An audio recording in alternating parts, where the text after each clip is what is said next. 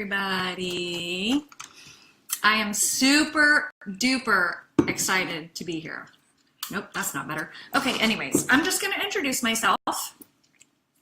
My name is Tracy Adams, and I am a coach with Julie, and I have had the pleasure of going through this experience with her. We have learned so much and had so much fun together and talked about a lot of poop and a lot of food and all kinds of good stuff. And I don't know if you know who I am, so I will just tell you that my nickname is Crazy Tracy.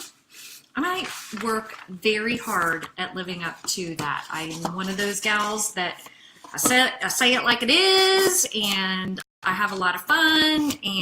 But Julie will tell you I have a good heart, and I really, my heart is all the ways in the right place. So I will tell you, I've been a coach for a little over 3 years now, and I started coaching. I was an executive pharmaceutical sales representative, and I decided that this is where my heart was. There's a whole lot of like God winks in that story, so I'm not going to go into it. But I was branded as health and fitness. My email address is Tracy Loves to Run, and I had to give up running because I have an L5-S1 degenerative disc in my back. And it was like 2 years after I'd given up running, and I would go take the kids to school one morning, and maybe I still had my workout clothes on, and people would be like, "Oh, how far did you run today?" And I'm like, "Yeah, I didn't run." But I mean, that's just, people knew. They'd see me running all over town because I've done several marathons and triathlons. And the network marketing business for, people, a lot of people were starting to do it. And I thought, you know what? Why not do what I love? Why not replace my pharmaceutical income doing something that is where my passion lies? And so that's kind of how it all started. And here I am. I've been a stay-at-home mom boss for a year, and I truly, truly love what I do. But in the last couple months, I've had more fun doing what I do than like all the 3 years. Like, I'm so passionate about this topic, and it's so cool how it came up. God was all over this story. In the last couple years, I've really seen my weight go up and down by like 10 or 12 pounds. I mean, not a big deal. And hi, Karen, thank you so much. Not terrible. And I keep it in perspective. I realize, like, generally speaking, Tracy, you look good. Like, be careful who you talk to when you say, "Oh, I'd like to lose 10 pounds," because a lot of people would look at me and be like, "I hate you." But we all know what it's like when our clothes don't fit, right?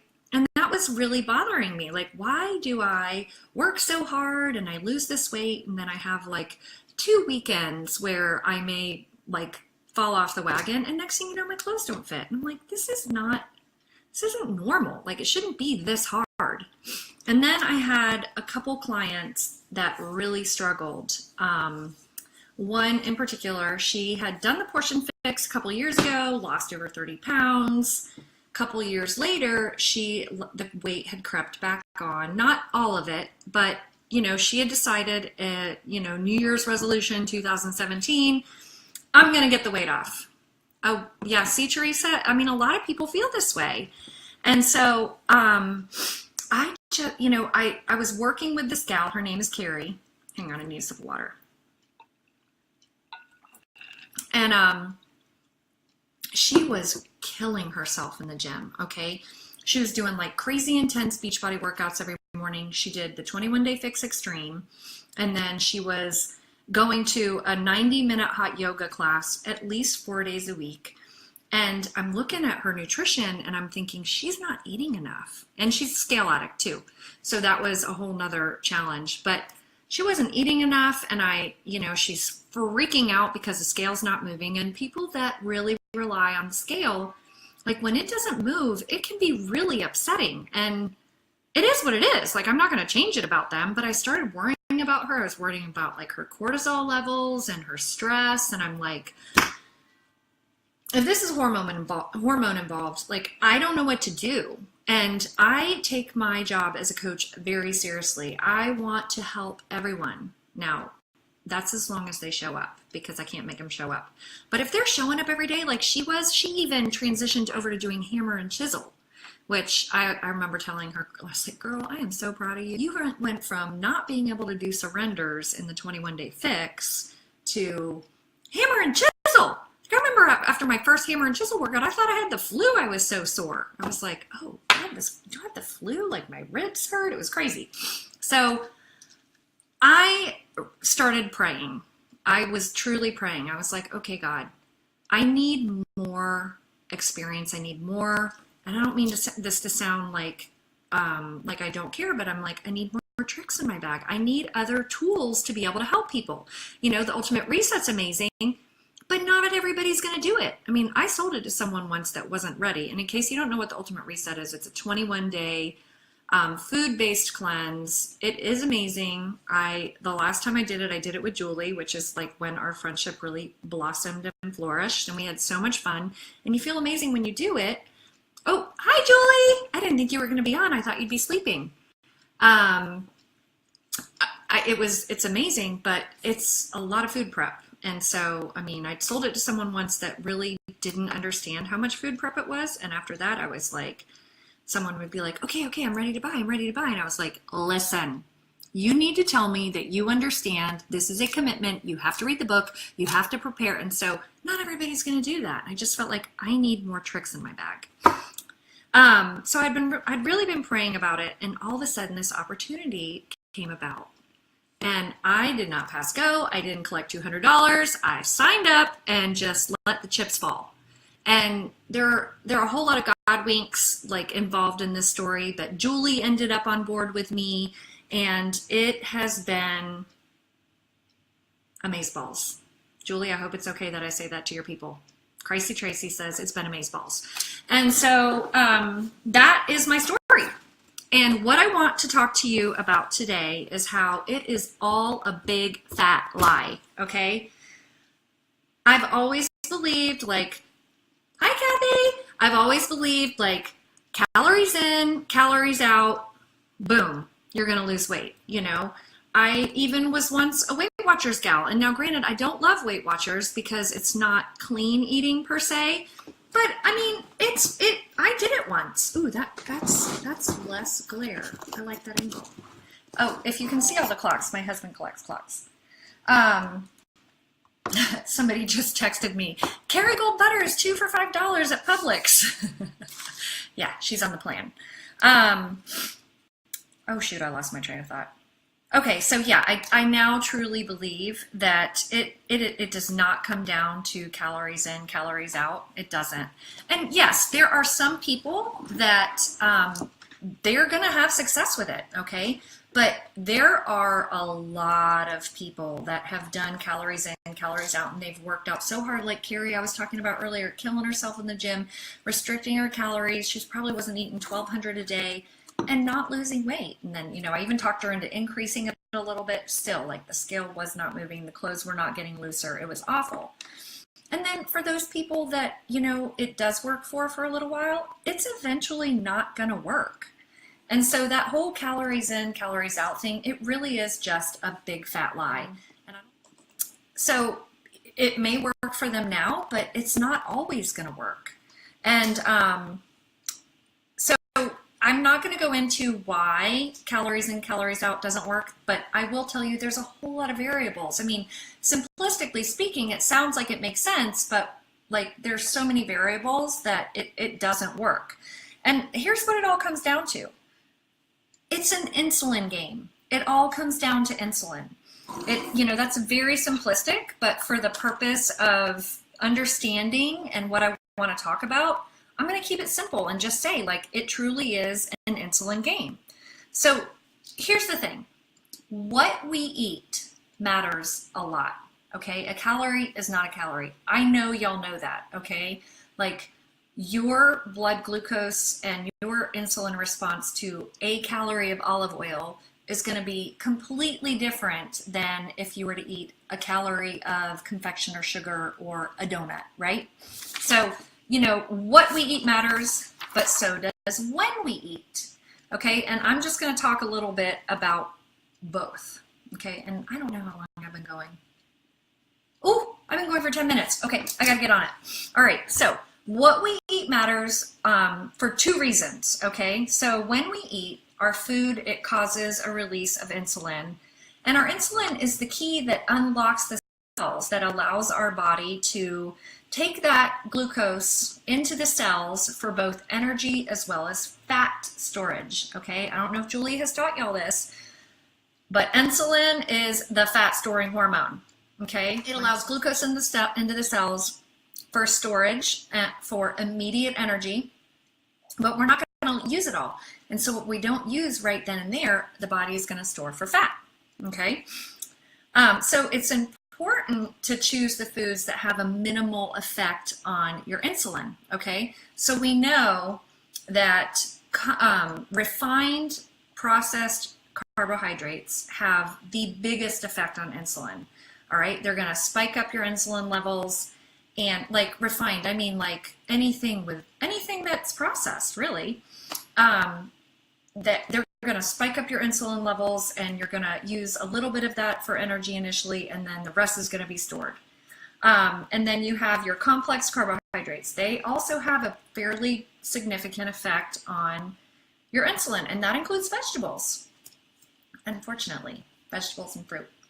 So, and then there's protein. Now, protein also gets converted to amino acids, but not all of it, a lot of it by a process called gluconeogenesis. It also gets converted into glucose, which is going to, what is it? I wish I could hear y'all. Affect your insulin, make your insulin go up. And then fat actually has the smallest amount of effect on your insulin, okay? Very, very minimal effect. So that, as you know, is why we are following or, keeping track of our ratios so much. We're doing we're trying to do 80%, 70 to 80% fat and, 15% protein and just teensy 5% carbs, which is like so little. So that's why we pay so much attention to our ratios, because of the way that these different macronutrients affect our insulin, okay? And insulin is what? The fat storing hormone. Okay, but we also need to bear in mind that healthy and balanced hormones, they're not the only key to longevity and health and wellness. It's also about nutrients, right? Food-related disease. All right, y'all, put your seatbelts on.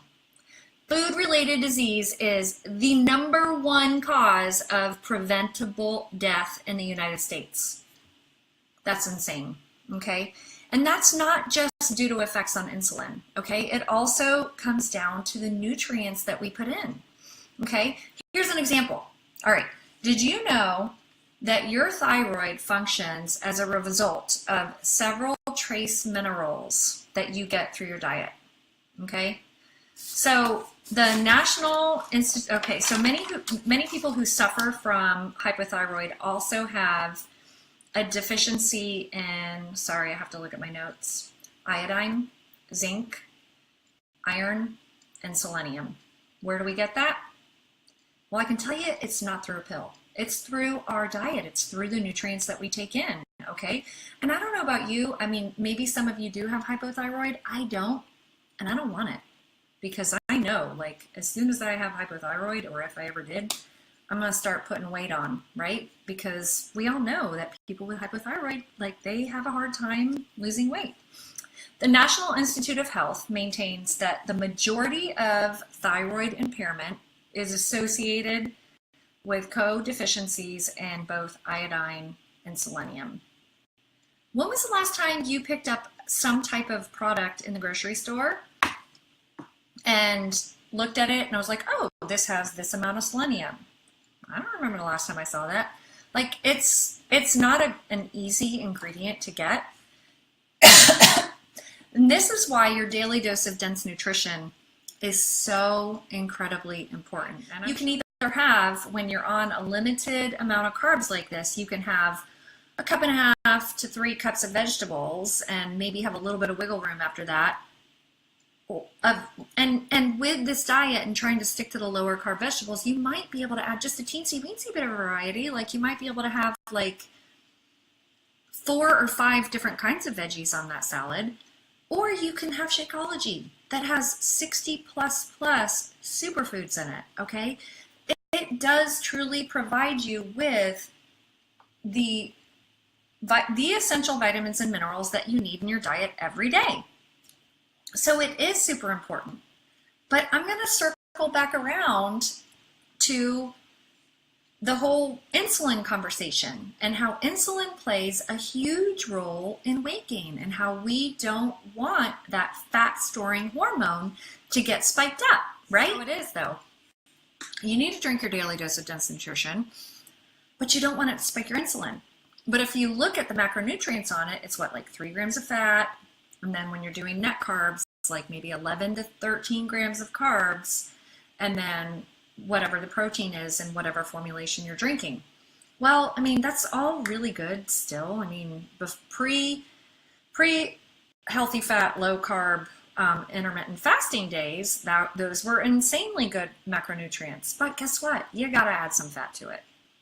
If you don't add a significant amount of fat to your Shakeology, what do you think it's going to do to your blood sugar?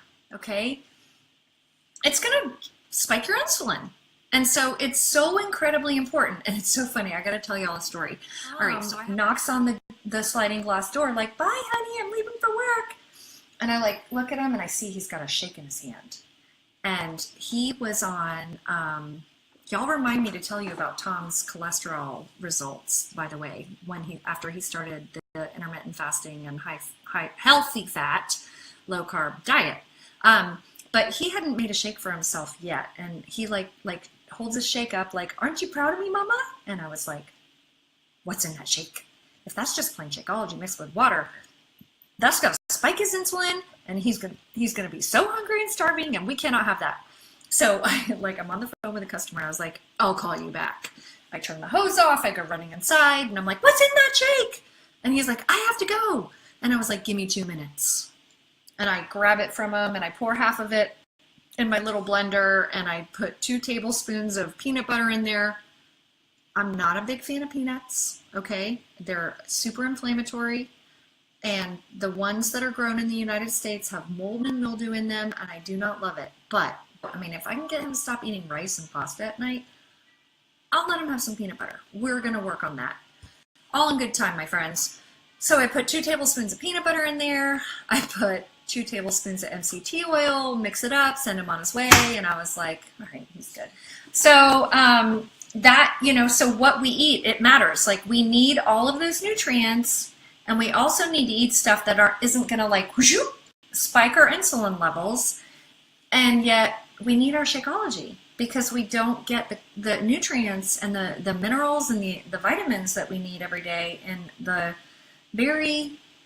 it's not a limited diet. I don't want to say it's a limited nutritional plan because my goodness, I am enjoying my food.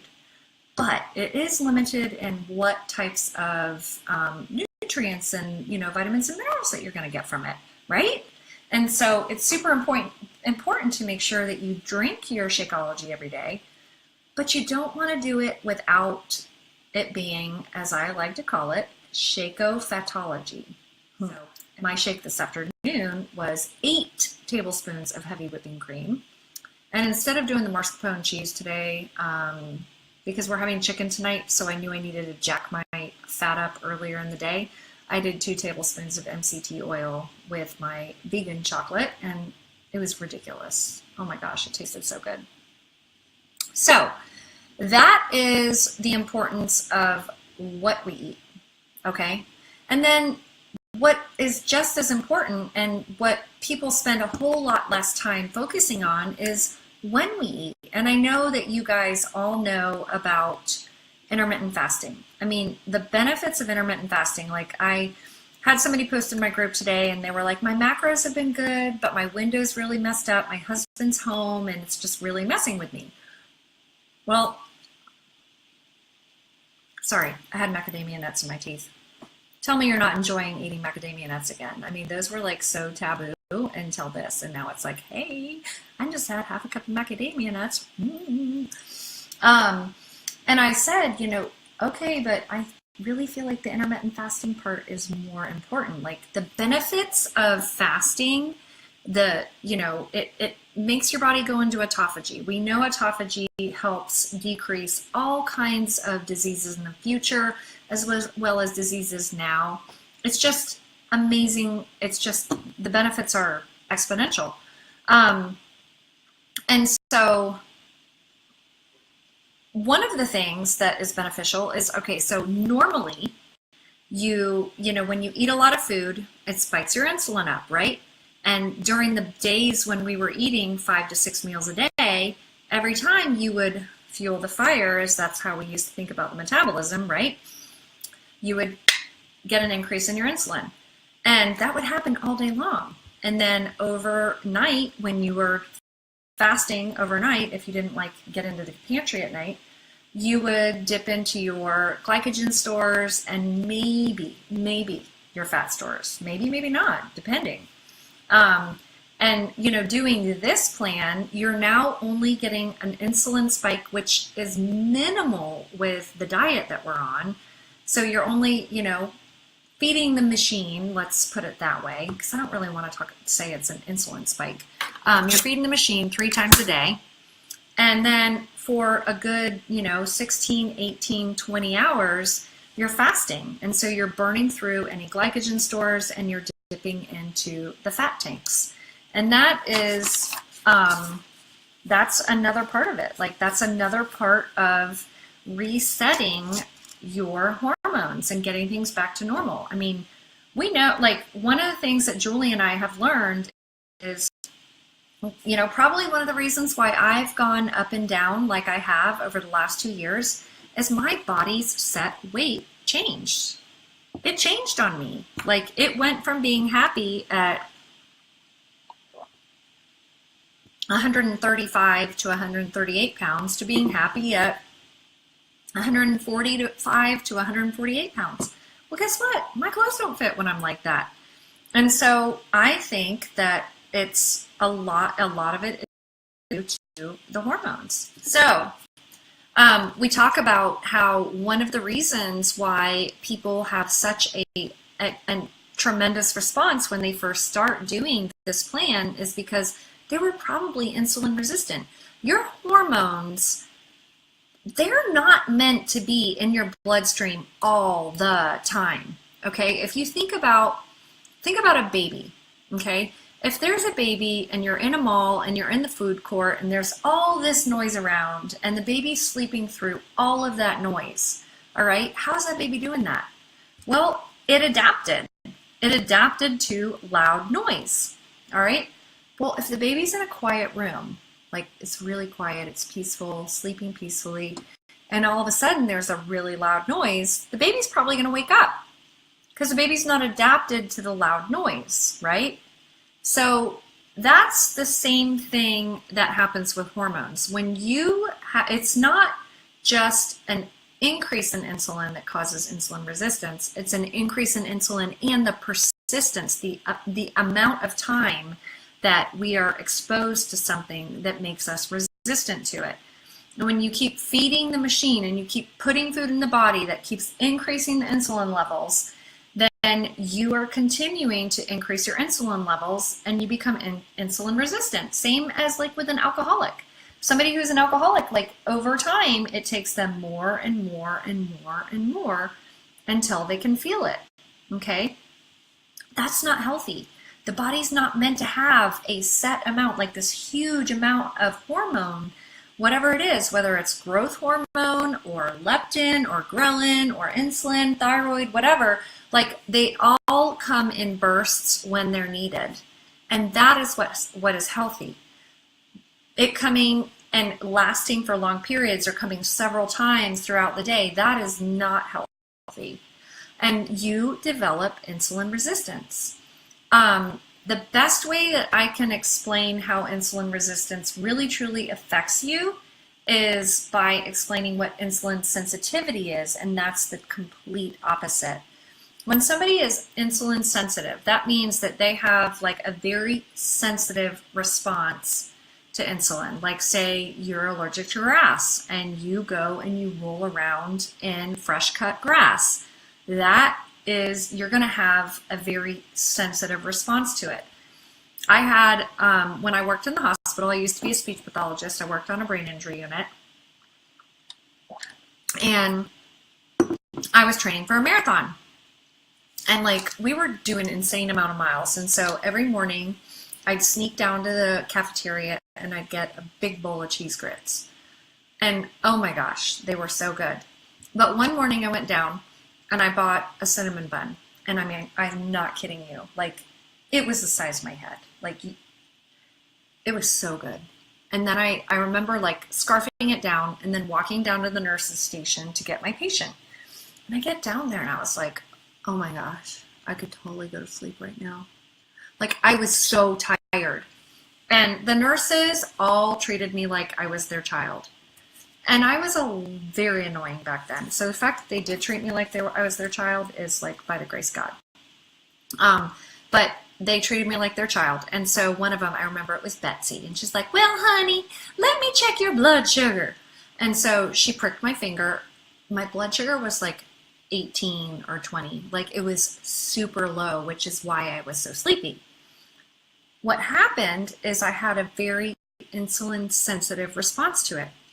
My blood sugar went up, my insulin released, and my cells were so sensitive. I'll bet that's one of my kids. No, I have them programmed on my phone. My cells were so sensitive. Oh, sorry, now it's ringing on my computer. Were so sensitive to that blood sugar and the insulin that my blood sugar just plummeted after all of that insulin. And that's an example of somebody being insulin sensitive, somebody who's is very healthy and vibrant and probably young. Like, I think I know as I was in my 20s, and I ate a whole bunch of sugar and my insulin went shooting up, went into the cells, and all of a sudden my blood sugar dropped because it all went into the cells. Well, when you're insulin resistant, your blood sugar goes up and your insulin goes up, but your insulin's like outside your cells and it can't get in. Like, there's, insulin's the key of getting into the cell normal, in someone normal, the key turns and zoop, it goes in. When you're insulin sensitive, it just keeps out there. And so guess what? Your body produces more insulin because it wants to get the blood sugar or the sugar out of your blood. And so then you become insulin resistant. And so you have more insulin in your blood, and then you just keep storing more fat. You store more glucose as fat. And so that really screws up your set weight. And this is very simplistic. Like, if, a doctor who specializes in this kind of stuff, I'm sure there's stuff he could like pick apart. But generally speaking, this is the explanation. And so I share that with you because I want to say, stay the course, okay? Like, some of us, it's going to take longer for us to get our hormones back in balance. For some of us, it's going to take longer for us to improve our insulin sensitivity and decrease our insulin resistance. We know that when we fast for an extended period of time, we have an opportunity to burn through the glycogen and for our insulin levels to go down, and that is just going to help make us healthier. All right. We also know that what we eat matters, and so we need to eat foods that aren't going to spike up our insulin. We know that we're going to need to eat foods that are good for us, that are going to give us our essential vitamins and minerals, which is why all of you on here are drinking Shakeology every day.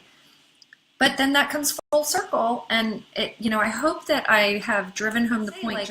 Make sure that you are making your Shakeology into a Shakeophatology so that it doesn't spike that insulin and open up, it serves as the key into the cell to store fat, okay? And that's going to help your results. You know where to find me. I'm on Facebook, Tracy Chapin Adams, of course, it was such a pleasure to be on here and talk to y'all, and I'm so sorry that I went on for almost 35 minutes. Hopefully you were entertained, and that's all I have. So y'all have a wonderful evening. Thank you for hosting me, and I am going to sign off.